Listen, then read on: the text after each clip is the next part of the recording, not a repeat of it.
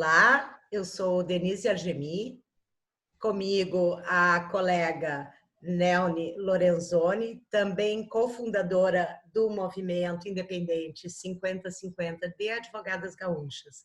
A nossa convidada de honra hoje é a querida doutora Delma Ibias. Delma Ibias é atualmente a vice-presidenta do IBDFAN, preside a 9ª turma do Tribunal de Ética e Disciplina da OAB do Rio Grande do Sul e é também a secretária-geral da Comissão de Direito de Família. Delma, Delma é também uma mulher de movimentos, uma mulher de luta no que se refere aos direitos da mulher há muitos anos, também militou em organizações não governamentais e é uma grande feminista do Rio Grande do Sul. A Delma, doutora Delma, também enfrentou na vida coisas bem difíceis, não é? Vamos começar falando brevemente sobre esta superação em termos de saúde. Por favor, Delma. Boa tarde a todos e a todas. A doutora Denise Argemi, a doutora Nelny Lorenzoni, muito obrigada pelo convite. É sempre um prazer estar falando com vocês. E hoje, então, como tu me questionas, vamos então iniciar por uma grande vitória, né? Porque a gente, quando vence essas questões de saúde, a gente é mais uma vez vitoriosa, né? Bom, Denise, eu tive um episódio, me descobri com câncer há 7 anos e tive um câncer de intestino. Aí foi assim um momento muito crítico, muito delicado na vida da gente. Mas daí operei, iniciei o tratamento de químio e de radioterapia. Com 1 ano e meio, foi uma batalha muito grande, com 1 ano e meio tive uma metástase no ovário, operei de novo, fiz químio, fiz rádio novamente. Dali, em torno de 2 anos, tive outra metástase, dessa vez no pulmão, que foi muito delicada. Operei de novo, fiz químio, fiz rádio de novo, e isso já vai fazer 2 anos. Agora estou assim de alta, né? Claro que a gente tem que ficar sempre fazendo as revisões, sempre muito vigilante, mas esse período bem difícil que foi, que eu costumo sempre dizer que não é só o portador do câncer que adoece, mas adoece toda a família, né? Verdade. E então agora está todo mundo já recuperado e a gente venceu e eu venci, e eu digo para todo mundo, tem que batalhar e a gente não pode se entregar e não pode dar espaço para que a doença, para que o diagnóstico ruim tome conta de nós. A gente tem que ser mais forte do que ele. E estou aí batalhando de novo. É verdade. Tu sabes, Delma, que a tua postura diante dessa situação de vida sempre me foi emocionante e eu sempre te vi como uma fortaleza e uma pessoa generosa, porque compartilhar as experiências com outras mulheres é indispensável para mostrar que é possível superar e continuar feliz. Nesse tempo todo que tu contaste, eu nunca te vi triste, nunca te vi surumbática, sempre te vi disposta, de peito aberto, enfrentando tudo. E é assim que a gente, como colega, vê que tu enfrentas a vida e o direito também, né? Então conta para nós como é que é essa advogada familista aí enfrentando as questões. Tá certo. Nelny, eu sempre pensei assim, ó, eu não posso me entregar, eu tenho que ser mais forte do que a doença. A gente sabe que câncer é uma palavra assim que aterroriza todo mundo, né? Então eu procurei sempre falar a palavra câncer, não ter medo de dizê-la, de pronunciá-la e trabalhar a favor daquelas pessoas que se descobrem com esse triste diagnóstico, para que elas tenham força. Então, hoje eu sou uma apoiadora, eu milito em movimentos, eu profiro palestras por esse Rio Grande afora, eu trabalho com outras pessoas que são portadoras de câncer, E a equipe que me trata do Instituto do Câncer Mãe de Deus, ele sempre diz: Delma, tu tinha que ser uma assessora da psicóloga, porque tu tem um astral tão bom que tu passa isso para os outros pacientes. Então, isso é uma coisa boa, é uma dádiva, né, gurias? Porque a gente poder dar esse alento para aquelas pessoas que estão numa hora tão desesperadora, isso eu acho que a gente veio com essa missão aqui, né, por essa passagem, né? Acredito que sim. Delma, tu usasse uma palavra que me parece muito próximo daquilo que qualquer pessoa sente quando se vê com necessidade de procurar um advogado, às vezes, em questões de família, né? A situação desesperadora, ou por uma disputa de guarda, ou por um divórcio, ou por qualquer questão que envolva as nossas famílias, né? Os nossos afetos. Como é que é militar no direito de família e trabalhar com as pessoas e com as mulheres e com os homens exatamente no momento de maior, entre aspas, digamos, decepção, né? Quando um relacionamento não vai bem, quando um casamento acaba.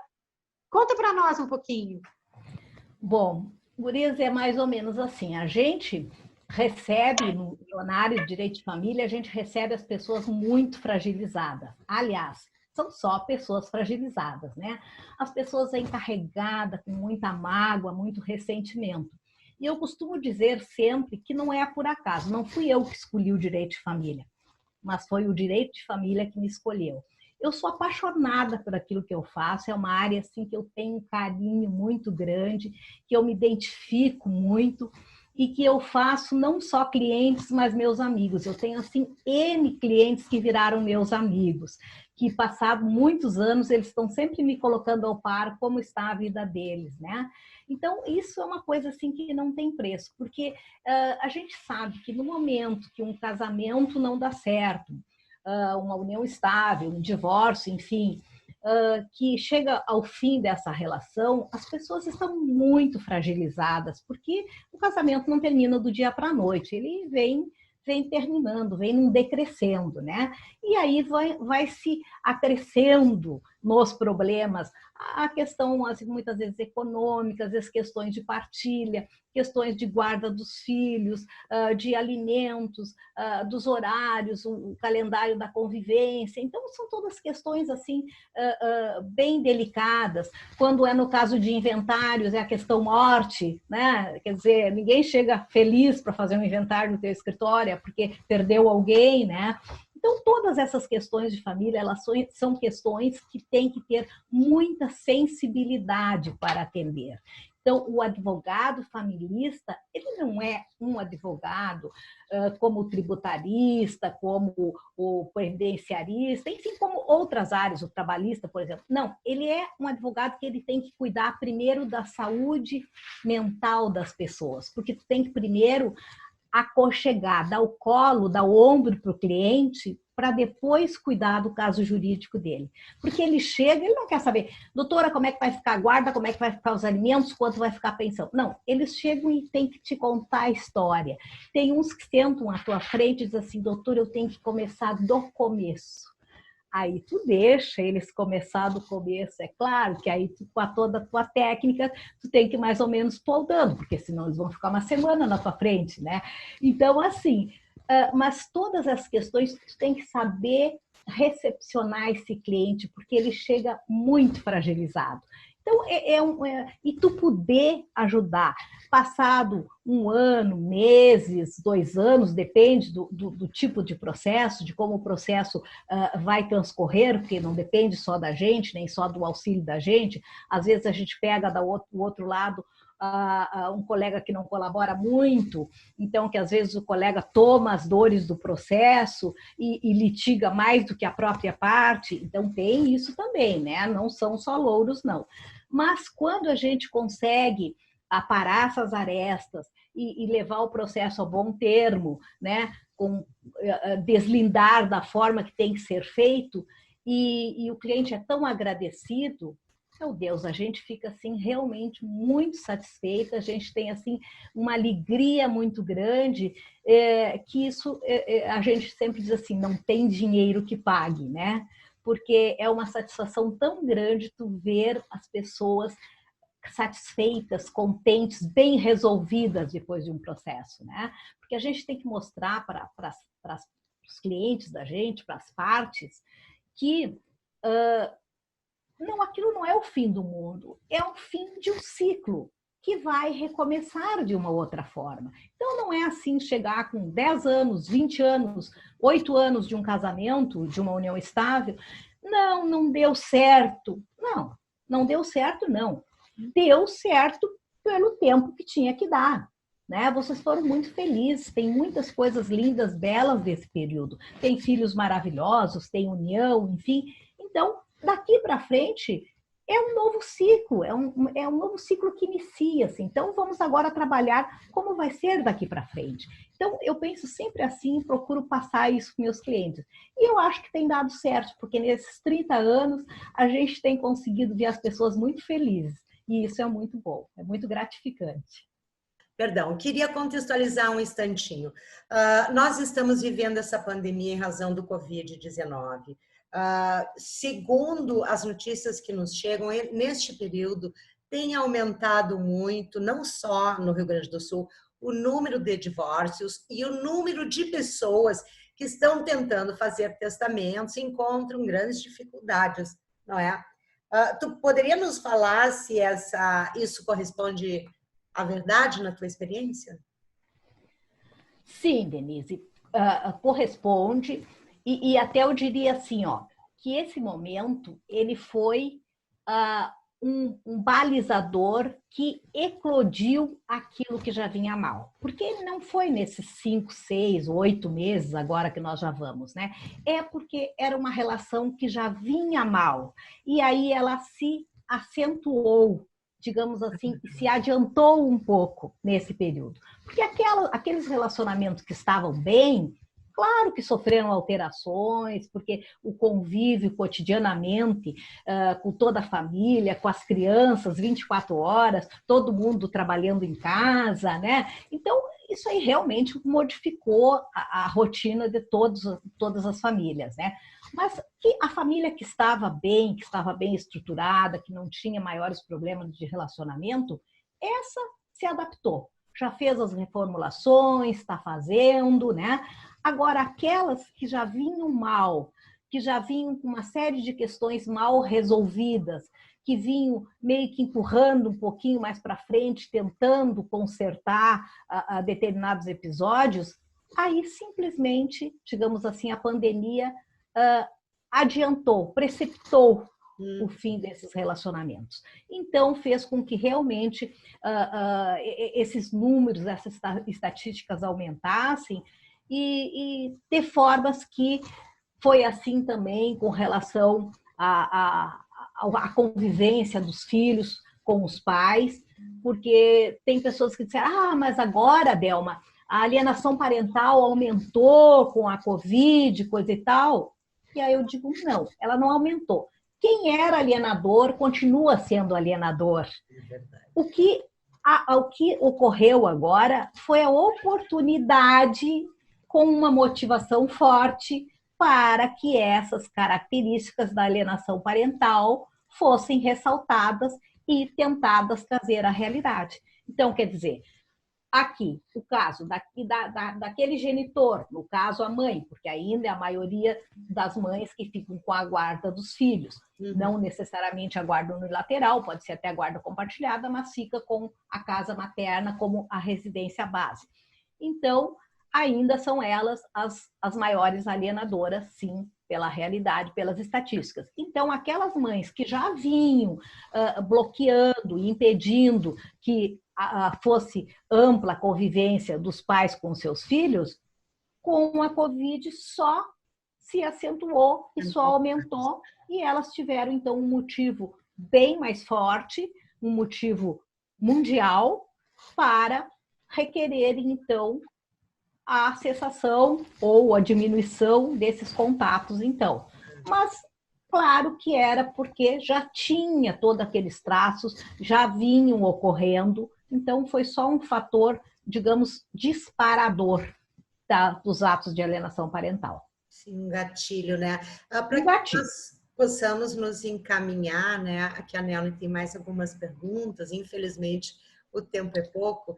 Eu gostaria de que tu abordasse um pouquinho os pilares do nosso movimento independente 50-50, na tua visão, essa igualdade de gênero, de raça e de etnia, nós podemos realmente alcançá-la nesse contexto que estamos vivendo hoje no Rio Grande do Sul e no Brasil? Pois é, Denise, nós temos, isso é histórico, né? Essa luta que as mulheres estão fazendo em termos de igualdade de gênero, ela não iniciou hoje, não. É uma luta antiguíssima. Se nós, quando vamos estudar as nossas antecessoras, aquelas brilhantes mulheres iluminadas que nos abriram caminho, a gente vê a luta que elas passaram, o sofrimento, as humilhações. Isso nós vimos na história, né? Na literatura, nos filmes. Né? Basta a gente estudar essa questão de gênero que a gente chega a essa conclusão. Né? Então, a gente vê que essas mulheres foram umas guerreiras, umas verdadeiras guerreiras, porque a gente fica pensando assim, meu Deus, se fosse eu no lugar dela, será que eu aguentaria? Será que eu administraria a situação dessa forma? Porque eram muitas humilhações, era muito sofrimento, né? E elas abriram esse caminho para nós. Nós, hoje, fazemos esse nosso trabalho, que a gente faz da melhor maneira possível, mas que ainda é muito pouco, e nós já conseguimos muitos avanços, Denise, muitos avanços. E aqui eu digo, por exemplo, da nossa própria instituição, a OAB. Quando eu fui presidente da Comissão da Mulher Advogada da OAB do Rio Grande do Sul, na gestão do Dr. Marcelo Bertolucci, fui vice-presidente na gestão do Dr. Cláudio Lamáquia, eu era vice-presidente da doutora Carmelinda Mazardo, e depois fui presidente na gestão do Dr. Marcelo Bertolucci. E então a gente lutava e cada conquista que a gente tinha, um pouquinho, era muita vitória, aquilo era muito grande, representava muito. Quando a gente conseguiu, que foi na minha gestão, a aprovação dos 30% de mulheres em todas as diretorias da OAB, veja bem, a OAB é uma instituição quase centenária, né? E a nossa instituição que lida do direito, dos direitos humanos, da dignidade da pessoa humana, que preserva, né? Que é uma guardiã da Constituição Federal, né? E nós tínhamos essa discriminação terrível, que ainda temos hoje, e não só na OAB, mas no próprio, vou falar agora em termos de judiciário, os tribunais de justiça, por exemplo, tu pega uma posse, tu vai olhar, quando tem uma, duas mulheres num cenário de 20, 30, na OAB não é diferente também. Então, o que acontece? Quando a gente conseguiu esses 30%, que foi na minha gestão, foi uma coisa assim fantástica, foi uma vitória enorme, foi uma conquista muito grande que nós já vimos batalhando desde muito tempo. Há 6 anos atrás, né? Há 6 anos atrás, 2020, né? Exatamente. Então, foi uma conquista muito grande que nós tivemos e agora nós estamos querendo aumentar esses 20% para igualar aos 50%, porque na realidade, em termos de mulheres advogadas, nós já somos mais de 50%, já ultrapassamos um pouquinho, né, em termos aqui de Rio Grande do Sul. E eu acho que quase que em todo o Brasil, né? E a gente vê que é assim e vai ser cada vez mais um número maior de mulheres. E eu vejo isso porque, te digo assim, de cadeira, sem precisar examinar nenhuma estatística, só pela prática. Eu sou professora universitária, leciono em vários cursos de pós-graduação em diversas universidades. E em todas elas, sem nenhuma exceção, em todas elas, eu tenho assim 90% da turma de especialistas em direito de família e sucessões são do sexo feminino. Quer dizer, então as mulheres estão dominando as carreiras cada vez mais, em números assim generosos. Porém, nos cargos de comando, essa não é a mesma realidade, lá não se reflete. Então, nós temos que continuar trabalhando para isso, não que eu acredite que nós vamos resolver assim num passe de mágica, não, agora tudo bem, em 1, 2 anos nós vamos resolver, vai ficar tudo igual. Não, não é assim. Os passos são lentos, a gente sabe que a gente tem que conscientizar as colegas, a gente tem que conscientizar outras mulheres de que essa representatividade é importante, que nós precisamos sim estar presente em todas essas diretorias, esses cargos de comando, isso em todas as profissões, estou me limitando aqui a falar das áreas jurídicas, mas isso em todas as profissões. Então, nós precisamos sim estar levando essa luta, e eu acredito que as conquistas são assim, são aos poucos, e a gente vai sempre fazendo com que elas vão se multiplicando, elas vão aumentando e que vão se incorporando nas instituições, nas comunidades, para que não haja um retrocesso, né? Mas temos que conscientizar as nossas colegas. Nós não dizemos mais, por exemplo, o mês do advogado. Nós não dissemos mais os advogados, nós dissemos o mês da advocacia. Perfeito. Nós, quando vamos organizar um evento, um seminário, um congresso, uma reunião de palestras, enfim, nós procuramos sempre equiparar os palestrantes à mesa entre homens e mulheres, e não simplesmente fazer um evento e colocar lá todos os homens e a mulher lá só para bater palma. Então, elas são mulheres competentíssimas, nós temos profissionais, vocês duas aí são a prova disso, e nós temos mulheres super competentes, estudiosas, pesquisadoras, mestras, professoras, então grandes profissionais em todas as áreas. Então, por que não estarem sempre à mesa dos grandes eventos e também nas diretorias e nos cargos de comando das instituições? Nelly, 5 minutos.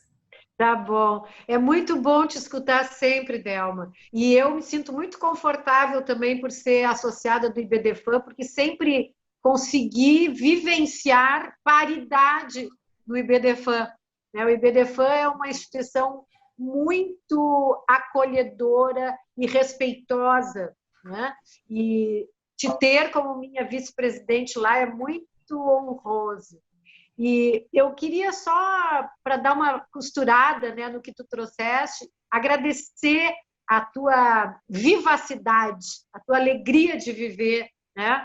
E aproveitando para trazer isso para o nosso movimento, né? O movimento independente 50-50 de advogadas gaúchas tem na sua origem, né? Que foi num café da manhã lá em Fortaleza, né, amiga? Numa mesa de hotel onde a gente estava abrindo o coração, e a Delma foi uma das que abriu o coração, né? E o movimento tem a pretensão de acolher todas e todos que queiram empunhar essa bandeira de compartilhar os espaços de decisão, porque o poder é uma falácia, né? O poder ele só existe enquanto a gente usa para ajudar os outros. Então, eu gosto muito de falar que o movimento quer compartilhar e paridade nos espaços de decisão. Nós começamos com uma questão muito pontual dentro da advocacia, né? Mas já extrapolamos as fronteiras do Estado, do Brasil, já temos pessoas de outros lugares do mundo fazendo parte do movimento. Isso é muito bom. Nós esperamos que tu continues conosco, continues a incentivar as pessoas, a mobilizar as mulheres para acreditarem em si mesmas. E o movimento continua firme e forte, estabelecido nessas estruturas, nessas bases, né? Criando pontes entre as ideias não tão próximas umas das outras, mas complementares, né? O mundo é assim, a roda vai girando e a gente vai se completando. Então, foi um prazer te escutar, Delma e Bias, tu és uma expoente no mundo do direito. Foi um prazer estar contigo aqui, Denise Argemi. Foi um prazer poder conversar de novo dentro desse espaço do Movimento Independente de Advogadas Gaúchas. e nós esperamos que quem está nos vendo e nos ouvindo tenha aproveitado essas dicas, essas mensagens e essa energia maravilhosa da doutora Delma Ibias. Muito obrigada. Nós vamos continuar conversando com as nossas queridas colegas que estão no movimento, porque isso é que deixa o movimento forte. Muito obrigada e até a próxima. Obrigada, Delma, obrigada. Quer concluir, por favor, Delma?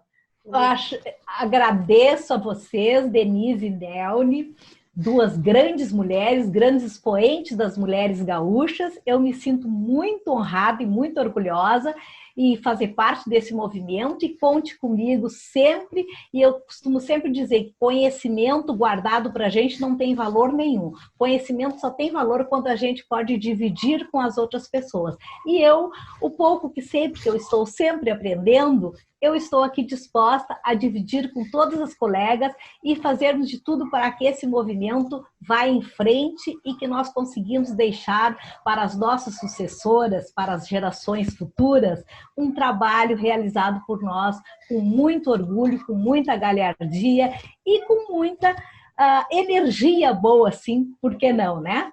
Tá bom? Muito obrigada, um beijo para todas. Obrigada.